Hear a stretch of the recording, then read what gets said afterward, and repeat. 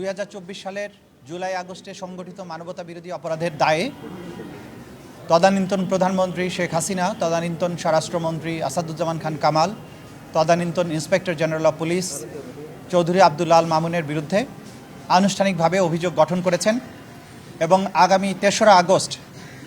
এবং 4ঠা আগস্ট এই 2 দিন ওপেনিং স্টেটমেন্ট এবং সাক্ষীর পরীক্ষার জন্য দিন ধার্য করেছেন, অর্থাৎ ওই দিন সাক্ষ্য শুরু হবে। আজকে 5টি অভিযোগে এই আসামি ত্রয়ের বিরুদ্ধে অভিযোগ গঠন করা হয়েছে। চার্জ নাম্বার 1 হচ্ছে তদানীন্তন প্রধানমন্ত্রী শেখ হাসিনা 2024 সালের 14 জুলাই গণভবনে একটা সংবাদ সম্মেলনে আন্দোলনরত ছাত্রছাত্রীদেরকে রাজাকার এবং রাজাকারের বাচ্চা বলে তাদের বিরুদ্ধে তাদেরকে নির্মূল করার জন্য যে উস্কানিমূলক বক্তব্য দিয়েছিলেন, তারই ধারাবাহিকতায় গোটা বাংলাদেশ জুড়ে নিরস্ত্র নিরীহ প্রতিবাদকারী ছাত্র জনতা, যে সিভিলিয়ান ছাত্র জনতা, তাদের উপরে যে আক্রমণ শুরু হয়, সেই আক্রমণের ধারাবাহিকতায় বাংলাদেশে প্রায় 1,500 ছাত্র জনতাকে হত্যা করা হয়, প্রায় 25,000 ছাত্র জনতাকে আহত করা হয়, যাদের মধ্যে অনেকে চিরস্থায়ীভাবে অন্ধত্ব বরণ করেছেন, অনেকে চিরস্থায়ীভাবে অঙ্গহানির শিকার হয়েছেন এবং এছাড়াও বিভিন্ন অমানবিক ঘটনার মাধ্যমে এই মানুষদের উপরে অত্যাচার করা হয়েছে, ইনহিউম্যান অ্যাক্টস করা হয়েছে। সেই তার যে ইনসাইটমেন্ট, উস্কানিমূলক বক্তব্যের দায়ে এবং সেই বক্তব্যের প্রেক্ষিতে সারা দেশব্যাপী হোম মিনিস্টার আসাদুজ্জামান খান কামাল এবং আইজিপি চৌধুরী আব্দুল আল মামুনের নেতৃত্বে সারা দেশে সিভিলিয়ান ছাত্র জনতার উপরে যে আক্রমণ পরিচালনা করা হয়, সেই অভিযোগে প্রথম চার্জটি গঠন করা হয়েছে। দ্বিতীয় চার্জটা ছিল গণভবন থেকে শেখ হাসিনা 14 জুলাই তারিখে ঢাকা বিশ্ববিদ্যালয়ের তদানীন্তন ভিসি মাকসুদ কামালের সাথে একটা কথোপকথন এবং 18 জুলাই তারিখে তার ভাতিজা ফজলে নূর তাপসের সাথে আরেকটি টেলিফোন কনভারসেশনে, যেখানে তিনি স্পষ্টভাবে উল্লেখ করেছেন তিনি আইনশৃঙ্খলা রক্ষাকারী বাহিনী এবং সংশ্লিষ্ট বাহিনীগুলোকে সুস্পষ্টভাবে নির্দেশ দিয়েছেন আন্দোলনরত ছাত্র জনতাকে হত্যা করার জন্য, নির্মূল করার জন্য লেথাল ওয়েপন বা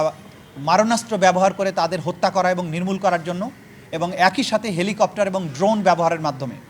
দেখামাত্র গুলি করে, যেখানে দেখা যাবে সেখানেই গুলি করে যে হত্যার নির্দেশ দিয়েছেন, সেই নির্দেশের কথা তিনি 2টো টেলিফোন কনভারসেশনে উল্লেখ করেছেন এবং তাদেরকে আশ্বস্ত করেছেন আমি এই নির্দেশ দিয়েছি, সুতরাং এই বিক্ষোভ নির্মূল হয়ে যাবে, দমন হয়ে যাবে। তার এই অর্ডার স্বরাষ্ট্রমন্ত্রী আসাদুজ্জামান খান কামাল এবং আইজিপি চৌধুরী আব্দুল আল মামুনের মাধ্যমে সমস্ত বাহিনীগুলোর কাছে কনভে করা হয়েছে। আওয়ামী লীগের কাছে কনভে করা হয়েছে, ছাত্রলীগ যুবলীগের কাছে কনভে করা হয়েছে এবং সেই নির্দেশের আলোকেই দেশব্যাপী জুলাই এবং আগস্টে 1,500 ছাত্র জনতাকে হত্যা করা হয়েছে, 25,000 মানুষকে আহত করা হয়েছে, যাদের মধ্যে চিরস্থায়ীভাবে অন্ধত্ব বরণ, চিরস্থায়ীভাবে অঙ্গহানি সহ নানান ধরনের মানবতা বিরোধী অপরাধ সংগঠন করার দায়ে তাদের বিরুদ্ধে সুপিরিয়র কমান্ড রেসপন্সিবিলিটির আওতায় অভিযোগ গঠন করা হয়েছে। তৃতীয় চার্জটি ছিল 16 জুলাই রংপুরে আবু সাইদকে হত্যা, মোটা দাগে এটা বলা যায়, এবং সেটি করা হয়েছিল শেখ হাসিনার নির্দেশের প্রেক্ষিতে, যে নির্দেশটি তার টেলিফোন কনভারসেশন থেকে রিভিলড হয়েছে এবং তার যে ষড়যন্ত্র, যেটা তিনি 14 জুলাই প্রেস কনফারেন্সে বলেছিলেন রাজাকারের বাচ্চা আখ্যা দিয়ে, তারই ধারাবাহিকতায় রংপুরে নিরস্ত্র আবু সাইদ যে দুহাত মেলে দাঁড়িয়েছিল পুলিশের দিকে, তাকে সেখানে ঠান্ডা মাথায়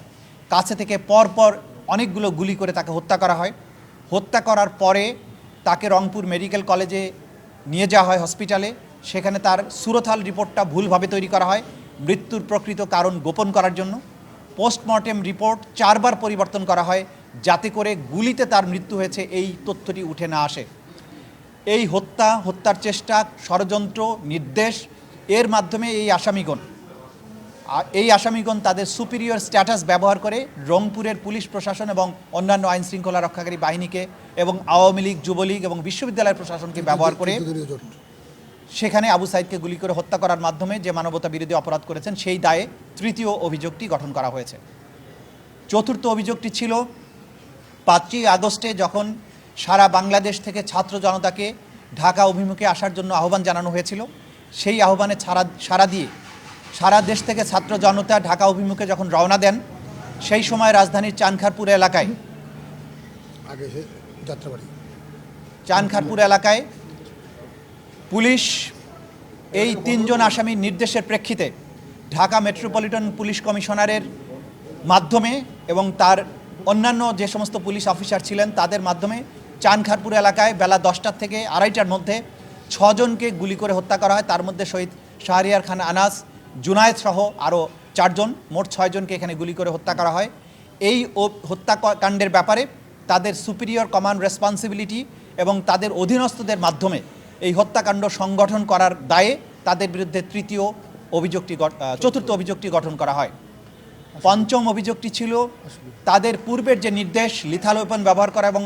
আন্দোলনকারীদের নির্মূল করা, তার অংশ হিসাবে তাদের অধীনস্থ পুলিশ এবং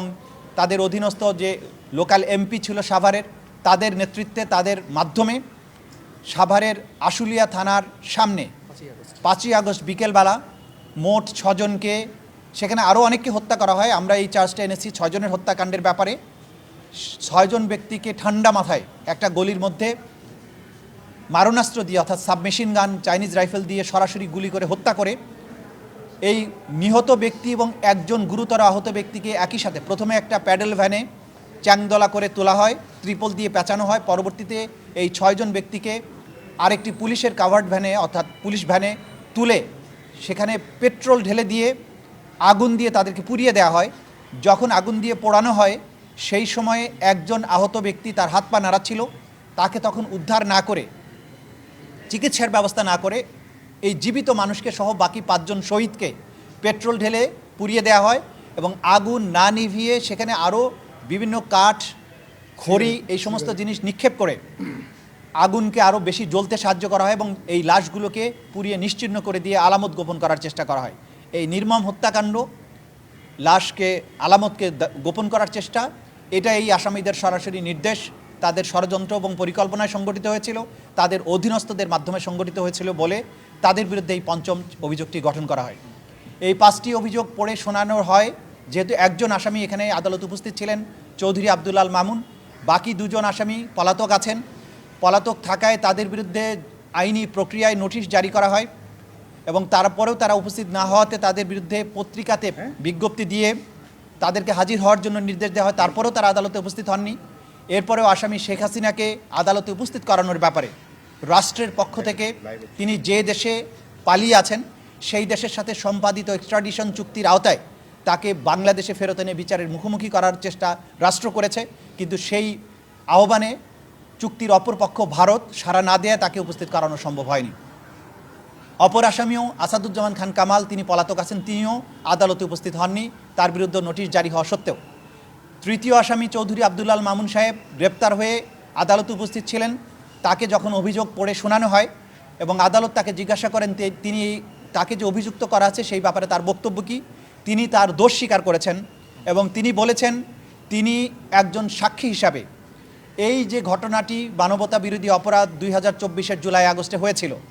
সেই অপরাধের সমস্ত কিছু যেহেতু তার জানবার কথা, তিনি সমস্ত তথ্য আদালতকে উদ্ঘাটনের ব্যাপারে সহায়তার মাধ্যমে তিনি অ্যাপ্রুভার হতে চেয়েছেন এবং সেই প্রার্থনাও আদালত মঞ্জুর করেছেন। সুতরাং তিনি পরবর্তীতে এই আদালতের সুবিধাজনক সময়ে তার বক্তব্য উপস্থাপনের মাধ্যমে আদালতকে প্রকৃত ঘটনা এবং অপরাধ কারা, কাদের মাধ্যমে কিভাবে সংগঠিত হয়েছিল সেই তথ্য উদ্ঘাটনে সাহায্য করবেন।